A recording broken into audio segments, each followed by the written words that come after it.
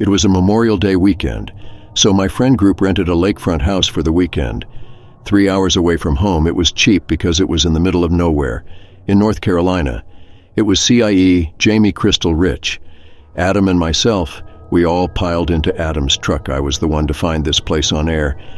And what was most appealing about it was the big deck, with the hot tub on it that overlooked the lake.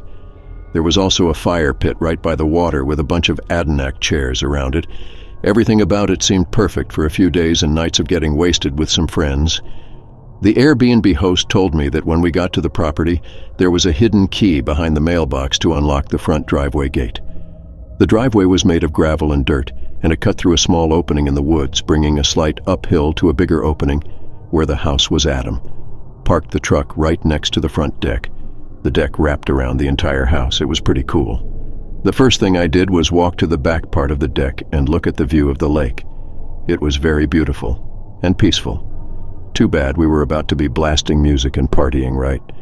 As we were done unpacking, everyone cracked open beers and we wasted no time letting the weekend begin. We played beer pong, cornhole, barbecued, and blasted music for hours. We were really loud because as far as we knew, this was the only house around here.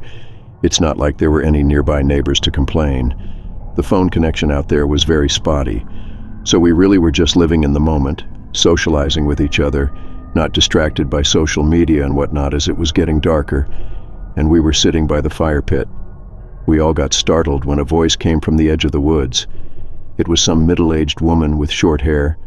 She started yelling at us to lower the music, so someone lowered the volume of the music, and the woman started more or less lecturing us, saying how we out-of-towners always come here and litter in the lake and create nothing but noise.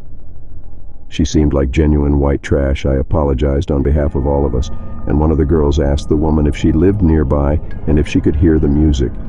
The woman responded, still in yell, that she couldn't even hear herself think. She didn't acknowledge the other question regarding if she lived nearby.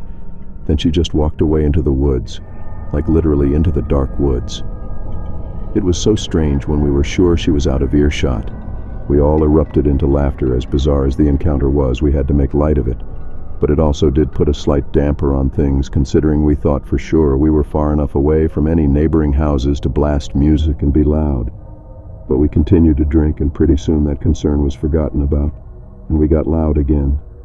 Some immeasurable amount of time passed before a song ended, and it went quiet for a second, and we heard a voice calling out from the lake. We paused the music and listened, and sure enough, a voice was calling out for help in the middle of the lake. We all looked at each other nervously. I stood up and went to the water and yelled out, "Who's out there? Are you in the water?" The voice called back, "Yes, help." Adrenaline started to kick in. There was a kayak leaned up against the deck by the water with 2 sets of paddles. Adam and I agreed to paddle out there in an effort to save whoever was out there. We yelled out at them to keep calling out. But as we got in the water, the calls seemed to get further away. No matter how deep we got into the lake, after like 5 to 10 minutes of rowing out to the complete darkness of this lake, calling out repeatedly for that man we heard, it was just utter silence. All we could see were the lights from the house sitting at the edge of the lake, and then just darkness in every other direction. It was only the sound of the light splashes of water and then screams, female screams, coming from the direction of the house. They sounded gut-wrenching, like genuine screams of danger.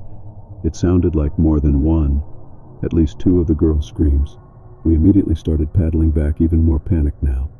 The screams stopped long before we got back to the shore. We screamed out for our friends, but we checked inside and outside of the cabin, and all 4 of them were gone, vanished. Without a trace, we tried texting and calling them, but we had no bars, of course. Adam's truck was still there, so we took it and drove up the road, looking for the nearest neighboring house, and we found it a similar opening in the woods that led up a hill and onto a property where we saw a house with the lights on. We went to ring the doorbell multiple times. No one ever answered.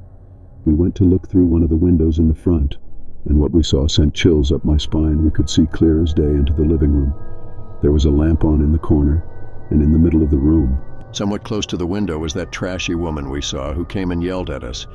Before, she was standing still doing nothing, just facing the window, looking out at us. She had a borderline angry-looking expression. We yelled asking for help, but when she wouldn't move, we were too creeped out to stay there and left as we got back in the truck. About to drive to another house, my phone started vibrating and it was Rich. Calling me, thank God, I picked up and asked where they were. What happened? But I could barely get a word in as Rich said there were two men with axes in their hands, wearing masks over their heads, walking towards them out of the woods, and why the girls screamed and they all ran away down the road. One of them was currently on the phone with 911, and they were waiting it out in the woods right on the side of the road. It wasn't long after that the call disconnected, and I wasn't able to reach him again. So we waited on the side of the road not far from the house, and when we finally saw flashing lights coming down the road, we waved them down and asked them to help us find our friends first. So we drove up the road until we saw our friends come out from the woods waving their hands. We scooped them up and followed the police back to the house. But here we collected all of our belongings as Rich and the girls all frantically recounted what they had just went through. The Airbnb was oddly enough not broken into from what it seemed, and none of our stuff was taken. There was no sign of any men with axes. We also told of the cries for help in the lake, which I believe prompted a search team coming to the scene. But by then we were already long gone out of that place. We never looked back after much persistence and battling with Airbnb and the host. We got our money back for the stay. Well, most of it. None of us could ever figure out this situation, like if it was all a trap. If the calls for help from the lake were linked with the men approaching the house with the axes. If that woman was also affiliated somehow with this. Was it just to scare us out of there, or were they really going to attack us? I don't know. I don't care. I just don't do remote places anymore after this. And I know the girls won't ever hurt.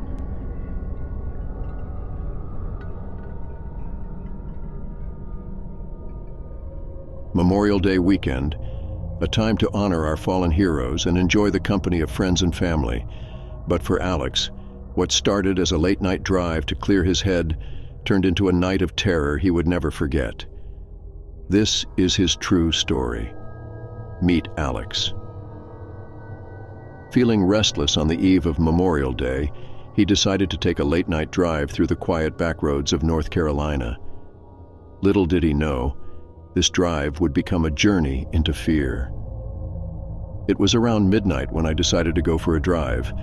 The roads were empty and the night was cool. I just wanted to clear my mind, enjoy the solitude. Alex found the empty roads calming. The gentle hum of the engine and the occasional song on the radio were his only companions. As Alex rounded a bend, he saw a figure standing by the side of the road, waving for help. He slowed down, thinking someone might need assistance. Alex, nervously, "Are you okay?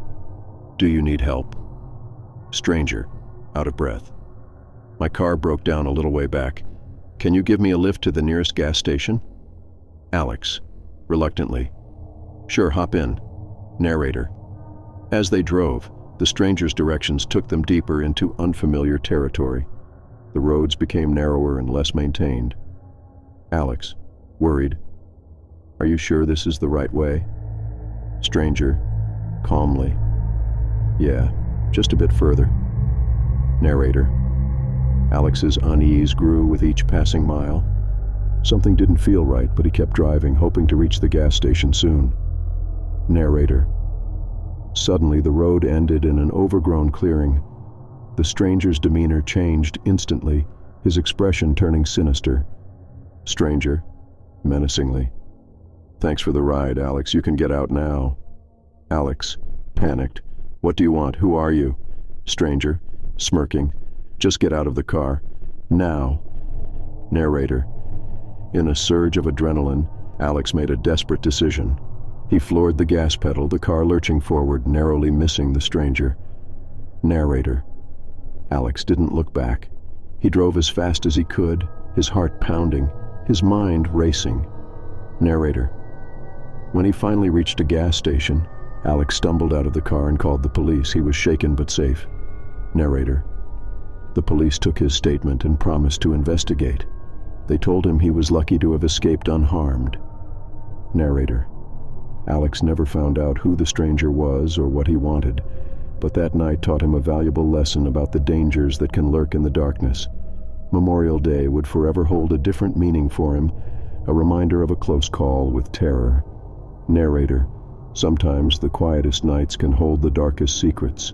Always stay vigilant, and remember, not every cry for help is what it seems.